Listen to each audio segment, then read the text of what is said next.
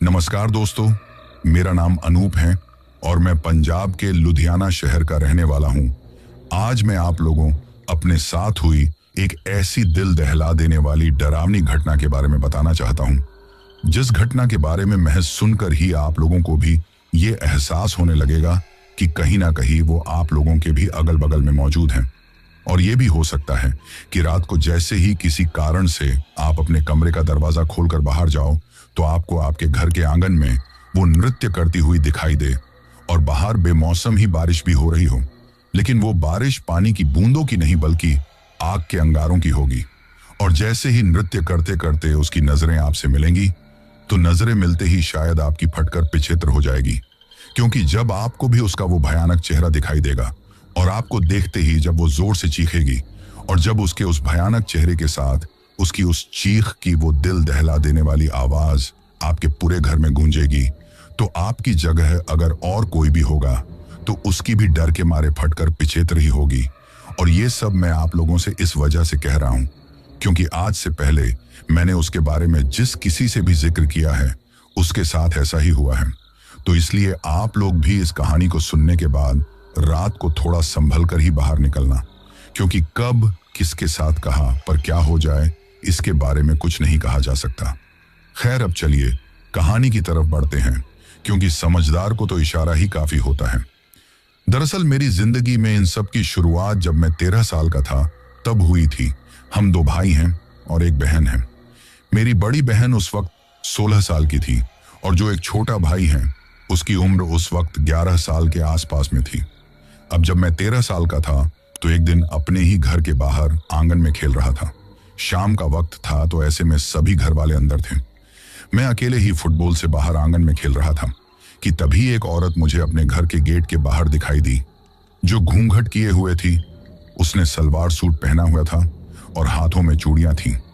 पर जैसे ही मेरी नजर उस तरफ गई तो मैं उस औरत को पहचान नहीं पा रहा था कि आखिर वो कौन है, क्योंकि वो कोई पड़ोस की औरत तो थी नहीं और ना ही हमारे रिश्तेदारी की कोई औरत थी, और ऊपर से उसने घूंघट भी कर रखा था, तो ऐसे में उसका चेहरा भी दिखाई नहीं दे रहा था। तभी वो औरत जो घूंघट किए हुए मेरी ही तरफ देखे जा रही थी, उसने अचानक हाथ के इशारे से मुझे अपने पास बुलाया।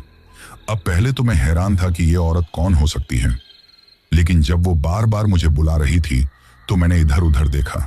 फिर सोचा शायद हो सकता है इसे मेरे घर वालों से कोई काम हो जिस वजह से मुझे बुला रही हो, या किसी का पता पूछना हो। ये सोचकर जब मैं दरवाजे तक गया तो उसने मेरा हाथ पकड़ा। ये देखकर मैं बोला, आप कौन हैं, क्या काम है? लेकिन वो जबरदस्ती मेरा हाथ खींचने लगी, जैसे मुझे अपने साथ ले जाना चाहती हो।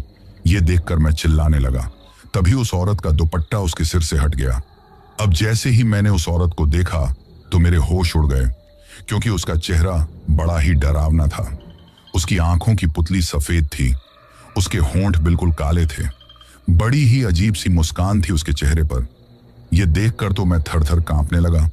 उस वक्त मेरे चिल्लाने की आवाज सुनकर मेरे घर वाले भागते हुए वहां आए। तभी मुझे वो औरत अपनी तरफ अजीब मुस्कान के साथ दिखाई दी और मेरी आंखें बंद हो गईं। मैं बेहोश होकर गिर गया। जब मुझे होश आया तो मैं अपने कमरे में अपनी बेड पर लेटा हुआ था। मेरे आसपास मेरे घर वाले घबराए हुए बैठे थे। मुझे होश में आए देखकर उनके चेहरे पर थोड़े तसल्ली के भाव आए। तभी मेरे पापा ने मुझसे पूछा, क्या हुआ बेटा, तुम इस तरह चिल्लाए क्यों थे और बेहोश होकर गिर गए? बताओ क्या बात है। पर मैं उन्हें कैसे बताऊं कि मैंने क्या देखा था। मैं जब भी ये बताने की कोशिश करता कि मैंने क्या देखा था तो जैसे मेरी आवाज ही गले में अटक जाती थी। उसके बाद मैं कुछ नहीं बोला तो मेरी बहन बोली, अरे जरूर कोई बाहर कुत्ता देख लिया होगा, वैसे भी इसे बचपन से कुत्तों से बहुत डर लगता है। तभी मेरा छोटा भाई बोला, हाँ पड़ोस में कल एक कुत्ता था, हमें देखकर भौंकने लगा था, तो उसे देखकर ही बहुत डर गया था। अब मेरी मम्मी बोली, बेटा अब तुम बड़े हो गए हो, कुत्तों से क्या डरना। सब लोग यही बातें कर रहे थे, लेकिन मेरी नजरें तो दीवार की तरफ गई, जहां वही औरत मुझे खड़ी दिखाई दी, जिसके पैर जमीन में नहीं टिक रहे थे। वो सामने दीवार के पास खड़ी हुई हवा में लहर रही थी, और जब उसके पैरों पर नजर गई तो मेरे होश उड़ गए, क्योंकि उसके पैर उल्टे थे। वो एक तक मेरी तरफ देखकर मुस्कुराई जा रही थी। उसके हाथों के नाखून काफी लंबे थे। तभी उसने अपना मुंह खोला और देखते ही देखते उसके दांत काफी लंबे और भयानक हो गए। ऐसा लग रहा था जैसे उसके दांतों से और उसकी जीभ से अभी खून टपक जाएगा।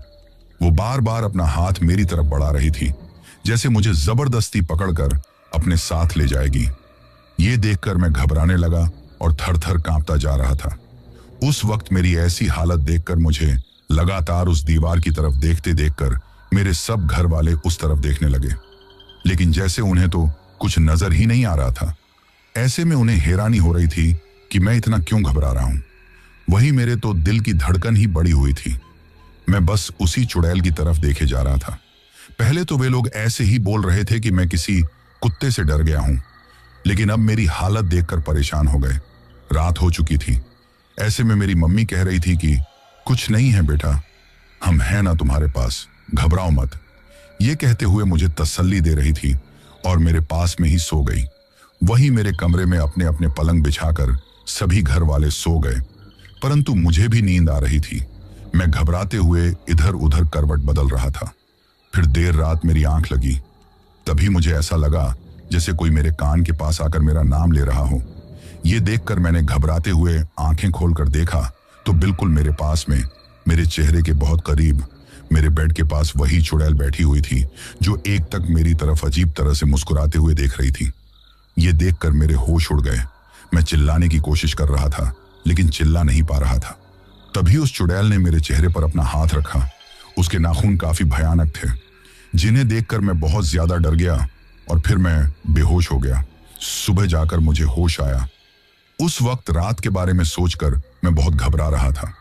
मेरी हालत देखकर अब मेरे घर वाले मुझे डॉक्टर के पास ले जाने की कह रहे थे, लेकिन घबराहट की वजह से मैं कुछ बोल नहीं पा रहा था। फिर मैं उठकर बाथरूम में गया और जब बाथरूम से नहाकर बाहर निकला तो बाथरूम का दरवाजा खोलते ही वही चुड़ैल मेरी आंखों के सामने खड़ी हुई थी। ये देखकर अब मैं और ज्यादा डर गया। मैंने घबराते हुए अपने कमरे के दरवाजे की तरफ देखा और फिर उस चुड़ैल की तरफ देखा तो अब वो मुझे दिखाई नहीं दे रही थी।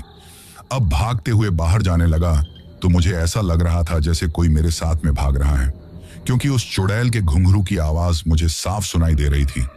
ऐसे में मैं भागते भागते ठुकराकर घबराते हुए गिर गया। ये देखकर मेरी मम्मी भागते हुए आई और उसने मुझे उठाया। सभी घर वाले मेरे हालत देखकर बहुत परेशान थे। उन्हें तो कुछ समझ में नहीं आ रहा था कि आखिर मेरे साथ हुआ क्या है। उस दिन वे मुझे डॉक्टर के पास लेकर गए। अब डॉक्टर ने कुछ टैबलेट दवाइयां वगैरह दे दी। साथ में बताया कि इसने कुछ डरावना देख लिया है, जिसकी वजह से मेरे दिलो दिमाग में एक डर बैठ गया है, लेकिन धीरे धीरे ये डर कम होता चला जाएगा। ये कहते हुए कुछ जरूरी बातें बताई। फिर मैं अपने पापा के साथ घर आ गया। उन दवाइयों के असर से मुझे बहुत ज्यादा नींद आती थी। अधिकतर मैं सोता ही रहता। जब सोता तो मुझे वही घुंघरू बजने की आवाज, किसी के चिल्लाने की, हंसने की आवाज सुनाई देती थी, लेकिन दवाई के असर से मैं चाहते हुए भी आंखें नहीं खोल पाता था। वैसे हम सभी घर वाले एक ही कमरे में सोते थे, लेकिन अब मुझे जैसे उनके पास सोना ठीक नहीं लग रहा था। मुझे लग रहा था जैसे मैं अलग कमरे में जाकर सो जाऊं। ऐसे में एक रात मैं उठा और जो गेस्ट रूम था उसमें जाकर सो गया। अभी मैं सो रहा था कि मुझे अपने कमरे में किसी के चिल्लाने की आवाज आने लगी। घुंघरू बज रहे थे। तभी मैंने आंखें खोलकर देखा तो वही डरावनी औरत थी जो अजीब सी मुस्कान के साथ मेरी तरफ देख रही थी। ये देखकर मैं घबरा गया। मैं भागना चाहता था, लेकिन जैसे मेरे शरीर में काम करना ही छोड़ दिया। फिर जब मैंने इधर उधर देखा तो वो औरत अजीब मुस्कान के साथ मुस्कुराती हुई न जाने कहां गायब हो गई। ये देखकर मैं घबरा गया, लेकिन धीरे धीरे जैसे मेरी हालत ही बदलती गई थी। अब मेरा किसी से बोलने का मन नहीं करता था। हमेशा हंसता मुस्कुराता चुलबुला सा मैं एक गुमसुम उदास सा बच्चा बन गया था। मेरे घर वाले पहले मुझसे कहा करते थे कि इतना मत बोला करो बेटा, लेकिन अब मेरी हालत देखकर हर किसी को चिंता होती थी। इसके साथ ही पहले मुझे नए कपड़े पहनने का बहुत शौक था, लेकिन अब मैं फटे पुराने कपड़े पहनने लगा था। 2-2, 3-3 दिन मुझे नहाए हुए हो जाते थे। मेरे घर वाले मुझे जबरदस्ती नहलाते थे तो मैं चिल्लाने लगता था। नहाने का मेरा बिल्कुल भी मन नहीं करता था। जैसे पानी के नाम से ही अब मैं डरने लगा था। साथ ही घर में जो भी बासी खाना होता उसे ही खा लेता। मेरी माँ मुझे गर्म खाना देती तो मैं थाली उठाकर फेंक देता और सड़ा गला खाना खाने लगता। ये देखकर किसी को कुछ समझ में नहीं आता था। सच बताऊं तो उस वक्त मेरी हालत पागलों जैसी हो गई थी। ये देखकर मेरे घर वालों को मेरी चिंता सताने लगी। वे लोग सोचने लगे कि शायद मैं मेंटली रूप से डिस्टर्ब हूं। तो ऐसे में मुझे कहीं डॉक्टर के दिखाया गया, लेकिन कोई फायदा नहीं हुआ। धीरे धीरे इसी तरह दिन गुजरने लगे। मैंने अपने आप को एक कमरे तक सीमित कर लिया था। जब भी घर से बाहर जाता तो मेरे घर वाले जबरदस्ती मुझे नहलाकर भेजते थे। वही स्कूल में भी मैं किसी से बातें नहीं करता था। मेरी ऐसी हालत देखकर हर कोई मेरा मजाक बनाता था और इन सब की वजह से मुझे बहुत तकलीफ होती। मैं बहुत कोशिश करता था कि मैं अच्छे से रहूं, लेकिन चाहते हुए भी कुछ नहीं कर पाता। जैसे मेरा खुद पर ही कोई कंट्रोल नहीं था। वही वो डरावनी औरत अब मुझे दिखाई नहीं देती थी, लेकिन सपनों में मुझे दिखाई देती थी। मेरे घर वाले मुझसे बात करने की कोशिश करते, लेकिन मैं किसी से बात नहीं करना चाहता था।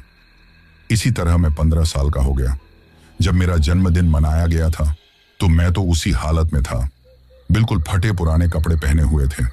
लेकिन मेरे घर वाले मुझे खुश देखना चाहते थे, इसलिए उन्होंने जबरदस्ती मेरा जन्मदिन मनाया, ये सोचकर कि मैं खुश हो जाऊंगा। लेकिन मुझे तो इन सब से जैसे कोई मतलब ही नहीं था। उसके बाद खाना खाकर मैं अपने कमरे में आया और सो गया। जब मैं सो रहा था तो मुझे किसी के हाथ की छुअन महसूस हुई, जैसे कोई मुझे छूने की कोशिश कर रहा है। उसके हाथ मेरे होठों पर, मेरे शरीर के अंगों पर, धीरे धीरे मेरे प्राइवेट पार्ट पर उसके पर हाथ पहुंच गए थे। ये देखकर मैंने हड़बड़ाते हुए आंखें खोली तो देखा वही औरत मेरी आंखों के सामने बैठी हुई मेरे साथ अश्लील हरकतें करती जा रही थी। वो पूरी तरह से नग्न थी। ये देखकर मैं कुछ बोलना चाहता था, लेकिन मेरी तो आवाज ही गले में अटक गई थी। मैं वहां से भागना चाहता था, लेकिन मेरा तो शरीर जैसे जकड़ गया था। उस वक्त मैं चाहते हुए भी कुछ नहीं कर पा रहा था। मैं अपने आप को रोकने की कोशिश कर रहा था, लेकिन जैसे उस औरत की कोई शक्ति थी जो मुझे अपनी तरफ खींच रही थी। और ऐसे में मात्र 15 साल की उम्र में वो औरत, जो कि बड़ी ही डरावनी थी, बिल्कुल एक चुड़ैल की तरह, मैं उसके करीब चला गया। वो जब तक मेरे साथ रही, जब तक मैं उससे लड़ाई झगड़ा करते हुए बेहोश न हो गया हूं। सुबह मुझे होश आया तो अपनी हालत देखकर मुझे रात की घटना याद आने लगी। मैं बहुत ज्यादा घबराने लगा। सोचने लगा कि घर वालों को ये बात बताऊंगा तो कोई मेरी बात पर यकीन नहीं करेगा। इसीलिए मैंने किसी से कुछ नहीं कहा। लेकिन अगर ऐसी हालत में बाहर जाऊंगा तो हर कोई मुझे 100 सवाल करेगा। इसलिए बाथरूम में नहाने के लिए चला गया। जब बाथरूम से नहाकर आया तो ऐसा लग रहा था जैसे अभी फर्श पर ना गिर जाऊं। बहुत ज्यादा थकान महसूस हो रही थी। साथ में एक रात में ही ऐसा लग रहा था जैसे किसी ने मेरी खून को पूरी तरह निचोड़ लिया हो। मेरी तो जैसे सोचने समझने की शक्ति ही खत्म हो गई थी। पागलों की तरह रहता था मैं। उस दिन जब मैं कमरे से बाहर आया तो मेरे घर वालों ने मुझसे बात करनी चाहिए, लेकिन मैंने उनसे कोई बात नहीं की। अब तो ये मेरी रोजाना की जिंदगी हो गई थी। वो चुड़ैल रोज रात मेरे पास आती और जबरदस्ती मेरे साथ अश्लील हरकतें करती और मुझे मजबूर कर देती अपने पास आने के लिए। मैं बहुत कोशिश करता था उससे दूर जाने की, लेकिन दूर नहीं जा पाता था। फिर जब तक मैं उसकी हवस पूरी करते हुए बेहोश नहीं हो जाता, तब तक वो मेरा पीछा नहीं छोड़ती थी। इसके साथ ही मेरे शरीर में बहुत ज्यादा कमजोरी महसूस होने लगी थी। मुझे बहुत ज्यादा थकान होने लगी। मेरा रंग बदलने लगा था। वैसे देखने में तो काफी खूबसूरत था, लेकिन जब से उस चुड़ैल के चक्कर में आया था, तब से ही पागलों की तरह रहना शुरू कर दिया था। परंतु अब मेरी आंखों के नीचे काले घेरे नजर आने लगे थे और इतनी सी उम्र में भी मैं काफी बड़ा लगने लगा था। मेरी हालत देखकर मेरे घर वालों को भी बहुत चिंता होती थी। जब मैं अपनी 12वीं कक्षा तक की पढ़ाई पूरी करने के बाद कॉलेज में गया तो मेरी हालत देखकर सभी लड़के मेरा मजाक बनाने लगे। लेकिन तभी एक लड़की थी जिसका नाम खुशी था। उसने मुझसे ठीक तरह से बातें की। देखने में खुशी काफी खूबसूरत थी और कॉलेज के कई लड़के उसके दीवाने थे, लेकिन उसने किसी की तरफ ध्यान नहीं दिया। पता नहीं मुझसे उसका ऐसा कौन सा लगाव हो गया था कि जब भी उसके पास वक्त होता वो मेरे पास आकर बैठ जाती। मैं उससे ज्यादा बातें नहीं करता था, लेकिन वो मुझसे बातें करने की कोशिश करती थी। उसका अच्छा व्यवहार देखकर धीरे धीरे मैं भी उससे बातें करने लगा। वरना आज तक तो लोगों के ताने सुनता आया था और अपना मजाक बनते हुए देखता आया था, लेकिन अब खुशी के आने से मैं उससे अच्छे से बातें करने लगा।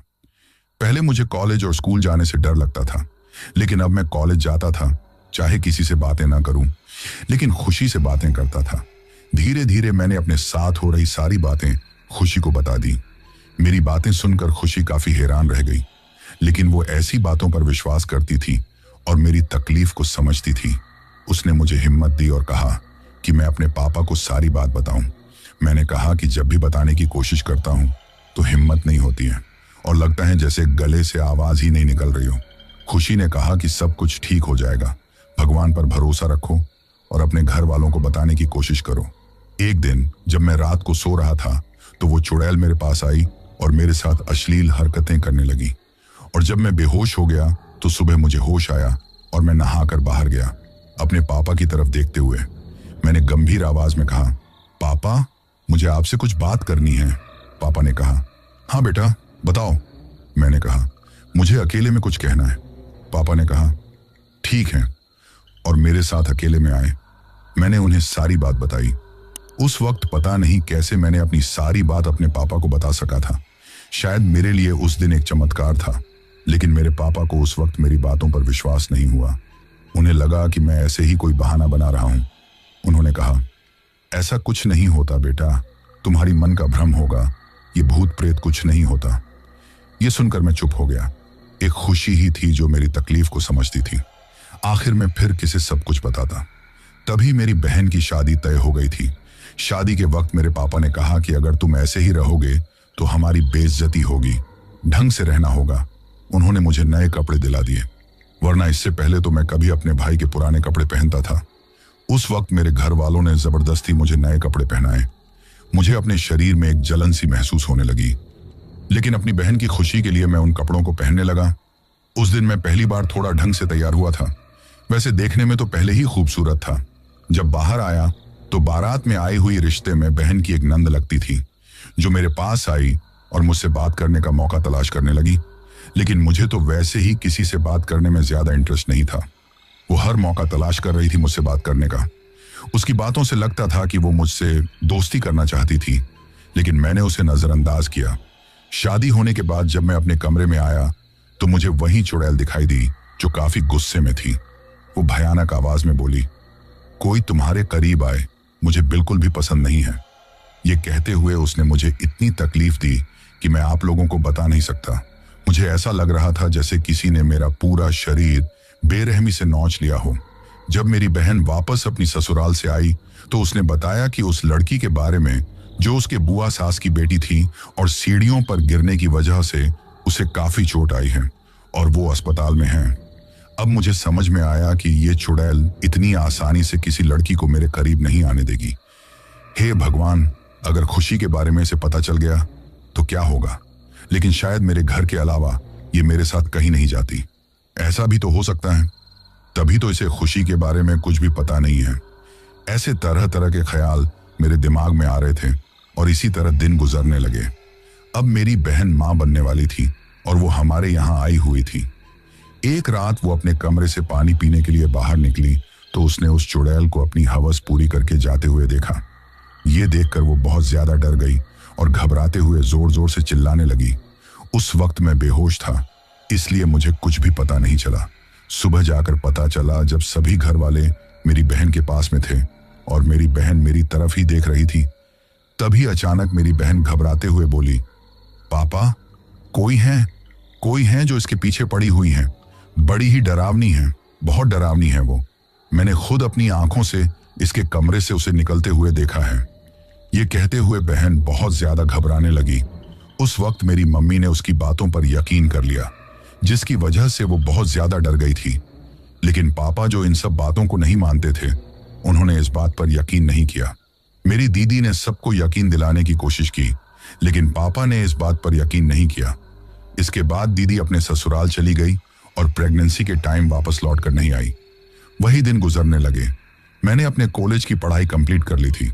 खुशी से मैं हर बातें शेयर करता था और उसे बताता था कि वो चुड़ैल मेरे साथ क्या करती हैं और क्या नहीं करती।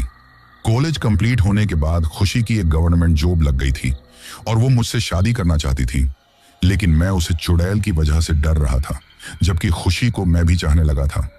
खुशी ने अपने घर पर जाकर सारी बात बताई और हमारी फैमिली को उनके परिवार वाले भी जानते थे, लेकिन मेरे बारे में सुनकर उनके घर वाले रिश्ते के लिए तैयार नहीं हुए। पर खुशी ने उन्हें मनाया और कहा कि वो सिर्फ मुझसे शादी करेगी तो ऐसे में उसके घर वाले खुशी का रिश्ता लेकर मेरे घर पर आए तो मेरे घर वालों की हैरानी का ठिकाना नहीं रहा कि खुशी जैसी लड़की का रिश्ता मेरे लिए भी आ सकता है। और फिर उन्होंने बिना किसी एतराज के इस रिश्ते को स्वीकार कर लिया। जब मेरा रिश्ता खुशी से तय हुआ, उस रात जब मैं अपने कमरे में आया तो मुझे अपने कमरे में जोर जोर से गुस्से में चिल्लाने की आवाज सुनाई देने लगी। तो मैंने चारों तरफ देखा, लेकिन मुझे कुछ भी नजर नहीं आया। तभी मेरी नजर सामने खिड़की पर गई, जहां पर वो चुड़ैल बैठी हुई थी। ये देखकर मैं कुछ बोलता उससे पहले ही वो गुस्से में मेरे पास आई और उसने अपने नुकीले नाखूनों से मेरा गला पकड़ लिया और जोर से चिल्लाने लगी। चिल्लाते ही चिल्लाते उसके दांत काफी लंबे हो गए। उसका पूरा शरीर काफी डरावना था। पैर उल्टे थे, आंखों की पुतली सफेद थी और बाल उलझे हुए थे। उस वक्त उसका डरावना भयानक रूप देखकर मैं घबरा गया था। कुछ बोलता उससे पहले ही वो गुस्से में मेरी तरफ देखकर बोली, कोई नहीं आ सकती तुम्हारे जिंदगी में मेरे सिवाय। सुना तुमने? कोई नहीं आ सकती है। अगर उस लड़की ने आने की कोशिश की तो जान से मार दूंगी उसे। ये कहते हुए उसने मुझे जोर से बेड पर धक्का दे दिया और कहा, अगर कोई आएगी तुम्हारी जिंदगी में तो जान से मार डालूंगी उसे। मैं ये सुनकर बहुत घबरा गया और वो गुस्से में चीखने लगी। फिर मुझ पर टूट पड़ी और मेरे पूरे शरीर को बेरहमी से नोचने लगी। उसके बाद मैं हमेशा की तरह बेहोश हो गया। सुबह जब होश आया तो मैं भागते हुए बाहर गया और घबराते हुए हड़बड़ाते हुए अपने पापा से कहा, मुझे ये शादी नहीं करनी। पापा, आप ये शादी रोक दीजिए। ये सुनकर पापा को खुद को ही समझ में नहीं आ रहा था कि मैं आखिर ऐसा क्यों बोल रहा हूं। फिर से मैंने पापा से कहा, मैंने कहा ना मुझे शादी नहीं करनी। अगर ऐसा हुआ तो वो मुझे अपने साथ ले जाएगी। पापा, वो खुशी को मार डालेगी। ये कहते हुए मैं फूट फूट कर रोने लगा। उस वक्त मेरी बातें सुनकर मेरे पापा भी परेशान हो गए। वो बार बार पूछ रहे थे कि तुम किसकी बातें कर रहे हो, लेकिन मैं घबराहट की वजह से कुछ नहीं बोल पा रहा था। तभी मेरी मम्मी बोली, कोई ना कोई बात तो है, आप यकीन नहीं करते। ये कहते हुए मेरी मम्मी अपने पापा से बात की, लेकिन पापा को तो जैसे इन बातों पर यकीन नहीं हो रहा था। तभी मम्मी ने नाते रिश्तेदारों में बात की और एक तांत्रिक का पता लगा लिया। मम्मी ने मेरे जीजू से कहकर उस तांत्रिक को हमारे घर पर बुलाया। उस वक्त पापा भी वहां पर थे। फिर तांत्रिक आए और उन्होंने चारों तरफ नजर घुमाई, लेकिन जैसे ही मेरी तरफ देखा तो फिर मेरे पापा की तरफ देखते हुए बोला, तुम्हारा बेटा ना जाने कितने सालों से इस तकलीफ से गुजर रहा है।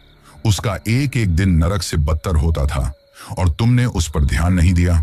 ये सुनकर सब घर वाले हैरानी से उस तरफ देखने लगे। तभी पापा कुछ बोलते हैं, उससे पहले ही वो तांत्रिक फिर बोला, ये सब कुछ तुम्हारी वजह से हुआ है। तुम्हारी वजह से हुआ है ये सब कुछ। तुम्हारे बेटे के साथ हर रात क्या होता है, तुम्हें इस बात का एहसास भी है? अगर इसकी जगह कोई और होता तो अब तक मर गया होता, लेकिन शायद भगवान की शक्ति है जो इसे अब तक बचाए हुए हैं। और यही नहीं, वो बुरी आत्मा ज्यादा दिनों तक इसे यहां नहीं रहने देगी। इसे हमेशा के लिए अपने साथ ले जाएगी। उसके बाद तुम्हारा दूसरा बेटा भी बिल्कुल इसी की तरह हो जाएगा। तुम इस बात पर यकीन करो या ना करो, लेकिन तुम्हारे परिवार के ऊपर जिस बुरी शक्ति का साया है वो पूरी तरह इस परिवार का नामो निशान मिटा देगी। जैसे ही उसने ये कहा तो सभी घर वाले बहुत घबरा गए। पापा को तो जैसे अब भी यकीन नहीं था। तभी वो तांत्रिक बोला, मैं जानता हूं तुम्हें मेरी बात पर यकीन नहीं है। अगर मैं चाहूं तो इसके शरीर के अंदर कौन है, इस पर किसका असर है, तो मैं तुम्हें सारी सच्चाई बता सकता हूं, लेकिन मैं खुद चाहता हूं कि वो बुरी आत्मा अपने बारे में बताए। ये कहते हुए उस तांत्रिक ने आटे से एक घेरा बनाया। उसमें 5 नींबू, 5 पतासे, 5 लौंग रखी, साथ में कुछ तंत्र मंत्र का सामान रखा। मांस, मदिरा, शराब की बोतल, सब कुछ रखा। फिर मुझे उसके अंदर बैठा दिया गया। अब वो अजीब तरीके से मंत्र बोलने लगा तो मेरे दर्द होने लगा। मुझे जलन सी महसूस होने लगी। धीरे धीरे मेरे शरीर में जलन बढ़ती ही गई। मैं दर्द से चिल्लाने लगा तो तांत्रिक बोला, बस बेटा, कुछ देर और बैठ जाओ। लेकिन मुझे तो दर्द ही बर्दाश्त नहीं हो रहा था। वहीं पर उस चुड़ैल का असर मुझे साफ दिखाई दे रहा था। तभी उस तांत्रिक ने कुछ भभूति मेरे ऊपर फेंकी तो मैं तड़पने लगा और मेरे अंदर जैसे वो चुड़ैल आ गई हो। मैं बोल नहीं पा रहा था, लेकिन अब वो जो चुड़ैल बोल रही थी, चिल्ला रही थी, उसकी आवाज मुझे भी सुनाई दे रही थी। महसूस हो रही थी कि शरीर तो मेरा था, लेकिन बोल वो चुड़ैल रही थी। इस बात का मुझे एहसास था। मुझे ऐसा लग रहा था जैसे मेरा पूरा शरीर मेरे कंट्रोल में नहीं है। अब तांत्रिक गुस्से में बोला, कौन हो तुम? क्यों पड़ी हो इसके पीछे? क्यों आई हो? तो ये सुनकर उसने पापा की तरफ देखा और जोर जोर से हंसने लगी। उसकी हंसी काफी भयानक थी, जिसकी वजह से सभी लोग घबराने लगे थे। फिर वो पापा की तरफ देखते हुए बोली, भूल गए मुझे? भूल गए ना? लेकिन मैं तो नहीं भूली तुम्हें। तुमने मुझे मेरे प्यार को ठुकराया था। अब देखना मैं तुम्हारे बेटे की, फिर तुम्हारे दूसरे बेटे की जिंदगी किस तरह बर्बाद करती हूं। उनके लिए ही ठुकराया था ना तुमने मुझे। सब कुछ बर्बाद कर दूंगी मैं।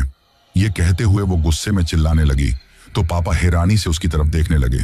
तभी वो बोली, पहचान गई ना मैं कौन हूं? कोठे वाली कहकर ठुकराया था।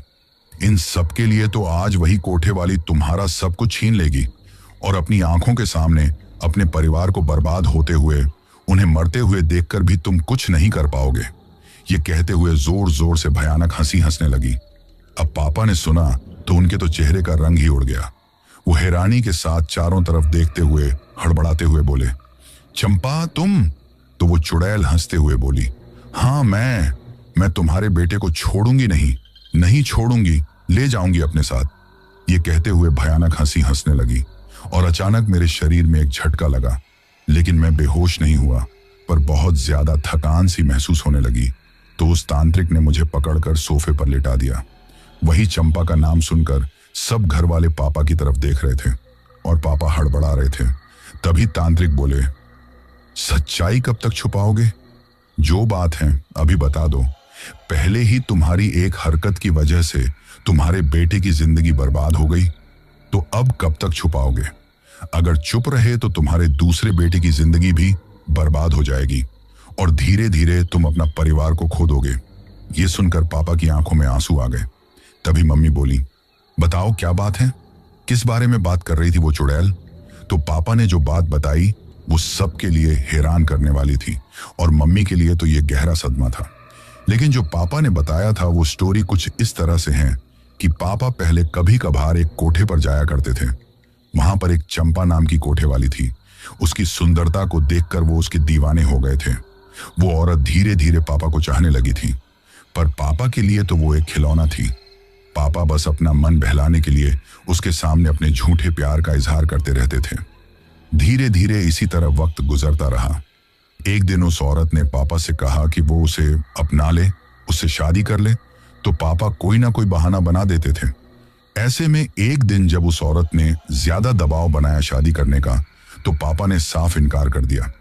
उसे पापा ने बताया कि उसका अपना भरा पूरा परिवार है, उसकी पत्नी है, उसके 2 बेटे हैं। ये सुनकर उस औरत के होश उड़ गए, क्योंकि पापा ने अभी तक यही बताया हुआ था कि उसकी शादी नहीं हुई है। पापा ने जब उसे अपनाने से साफ इनकार कर दिया, अपने परिवार के बारे में बताया, वो औरत रोते हुए बोली, तुमने पहले मुझसे सच्चाई छुपी थी, जिसकी वजह से मैं तुम्हें चाहने लगी थी। तुमने मुझे धोखा दिया है, पर मैं तुम्हें बहुत चाहती हूं, इसलिए तुम्हें नहीं छोड़ सकती।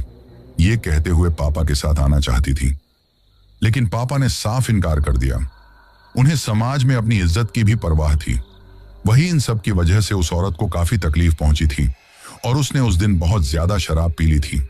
इसके असर से उसे होश नहीं रहा और वो कोठे की छत पर चली गई, जहां लड़खड़ाते हुए छज्जे से नीचे गिर गई और नीचे रखे हुए एक पत्थर पर जाकर उसका सिर टकरा गया, जिससे उसका सिर फट गया था और उसकी मौके पर ही मौत हो गई। लेकिन मरने के बाद भी वो पापा को नहीं भूल पाई थी। अपनी मौत का जिम्मेदार पापा को समझ रही थी और उसे बदला लेना चाहती थी। इसके लिए उसने मुझे चुना था और इतने सालों तक मुझसे अपनी हवस पूरी करती रही थी। जिस तरह पापा ने उसे नहीं अपनाया था, ऐसे ही वो मेरी जिंदगी में किसी और को नहीं आने देना चाहती थी। जब ये सारी बातें सबको पता चली तो पापा गुनहगार की तरह सिर झुकाए खड़े थे और मम्मी रोते जा रही थी।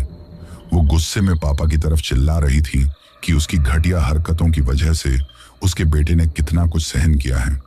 पापा को अपनी गलतियों का बहुत अफसोस हो रहा था, लेकिन अब हो भी क्या सकता था। पापा तो ये आत्मा, भूत, चुड़ैल इन सबको मानते भी नहीं थे, लेकिन आज तो सच्चाई उनकी आंखों के सामने थी। तभी मम्मी गुस्से में बोली, अगर मेरे बेटे को कुछ भी हुआ ना, तो मैं कसम खाकर कहती हूँ, हमेशा हमेशा के लिए इस घर को छोड़कर चली जाऊंगी और पूरे समाज में तुम्हें कहीं मुंह दिखाने लायक नहीं छोड़ूंगी। ये सुनकर पापा की आंखों में आंसू आ गए, लेकिन वो बोले कुछ नहीं। उसके बाद उस तांत्रिक ने मेरे गले में एक ताबीज बांध दिया और कहा कि वो चुड़ैल तुम्हें रिझाने की कोशिश करेगी, लेकिन तुम्हें उसकी बातों में नहीं आना है। और वैसा ही हुआ। उस रात वो चुड़ैल मेरे पास आई। उसने मुझे छूने की कोशिश की, लेकिन मेरे गले में ताबीज बंधे होने के कारण मैं दर्द से छटपटाते हुए दूर हो गया। तभी उसने बहुत ही सुंदर रूप लिया। जब वो जिंदा थी और जितनी खूबसूरत लगती थी, बिल्कुल वैसी ही नजर आ रही थी। अब वो फूट फूट कर रोने लगी, कहने लगी, इतने सालों से तुम्हारे साथ रह रही थी, तुम्हें छोड़कर कैसे जाऊं? मेरे साथ रहो ना, या फिर मेरे साथ चलो ना, मुझे मत छोड़ो। पर मैं उस चुड़ैल की बातों में नहीं आया। 2 दिनों तक वो चुड़ैल आई, प्यार भरी बातें करती, रोती, मुझे अपनी बातों में उलझने की कोशिश करती, लेकिन मैं उसकी बातों में नहीं आता। उसे देखकर बस भगवान को याद करता रहता। 2 दिनों बाद वो तांत्रिक वापस आए और मुझे लेकर अपने ठिकाने पर गए। मेरे साथ में मेरे घर वाले भी थे। वहां जाकर उन्होंने कुछ तंत्र मंत्र क्रियाएं की, जिसकी वजह से वो चुड़ैल ना चाहते हुए भी मेरे शरीर में आ गई।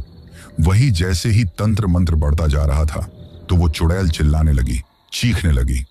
उस तांत्रिक ने फिर उस चुड़ैल को अपनी शक्तियों से कैद कर लिया और मेरी तरफ देखकर कहा, अब से तुम आजाद हो। ये कहते हुए उस चुड़ैल को हमेशा के लिए अपने पास कैद कर लिया। वो दर्द में तड़पते हुए चिल्ला रही थी और उसकी आवाज चारों तरफ गूंज रही थी। वो बार बार रोते हुए अपने आप को बचाने के लिए मेरा नाम ले रही थी। उसकी बातें सुनकर कोई भी उसके छलावे में आ जाए, लेकिन मेरे पापा, मेरे घर वालों ने मुझसे यही कहा कि मैं इन बातों को नजरअंदाज करूं, और मैंने ऐसा ही किया। तभी उस तांत्रिक ने हमसे कहा कि हम बिना पीछे की तरफ देखें वहां से चल जाएं, और हमने ऐसा ही किया। फिर मैं अपने परिवार के साथ वापस लौट आया। पापा की एक गलती की सजा मैंने इतने सालों तक भुगती थी। वही उस गलती के बारे में सुनकर मम्मी और पापा के रिश्तों में दरार आ गई थी। हम सबकी नजरों में पापा के प्रति गुस्सा था। वही फिर मेरी और खुशी की शादी हो गई। खुशी मेरे लिए एक अच्छी लाइफ पार्टनर बनकर आई। धीरे धीरे मैं औरों की तरह जिंदगी जीने लगा।